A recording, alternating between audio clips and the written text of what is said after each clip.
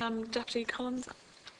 Thanks very much for coming in. I was really delighted that you utilised the time to explain your concerns in relation to the bill that's potentially coming in. But can I just ask a few questions, maybe come back on the GRAG? Is that disbanded now? That's gone completely? It can't be brought back together again to rediscuss some of the issues that you've raised?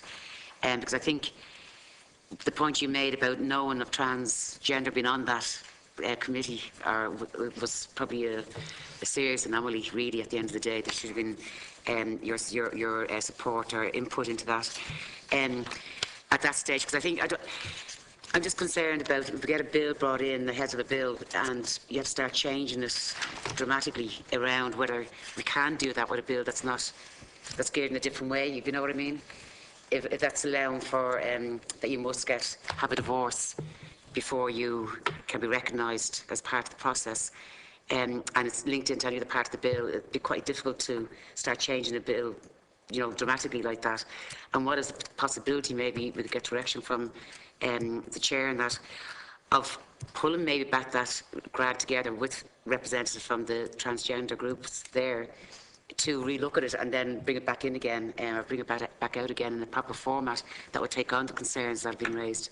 I don't know whether that's possible or not, but I'd just be concerned we get tied down in an awful lot of trying to change legislation that's might not be able to change it. I know from doing some legislation it can be quite difficult, because I do take on board your points. I think they're genuine points, and I think really what would have to be looked at is the Argentinian legislation. That should be scrutinised, checked out, to see how better it is for the transgender community, and also that issue of the change over in Britain, or the change of the gender dysphoria. So I think it may be a bit premature. I know you want legislation brought in as quick as possible as well to deal with the issues, but I'd just like a bit of advice on that, whether we can do that or not.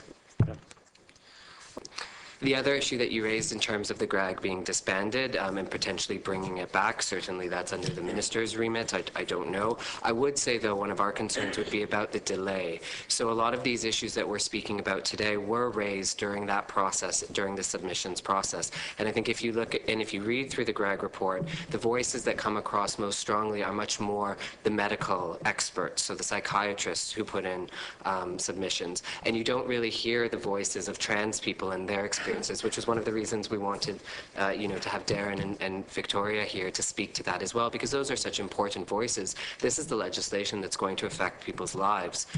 So I think that, a lot of those issues were raised through the submissions process, both written and oral, and yet they didn't make it into the GREG. So I would just caution that that's the danger, that again, we're delayed. It's been 5 years since Dr. Ford won her case, and still we're waiting. So that would be the challenge.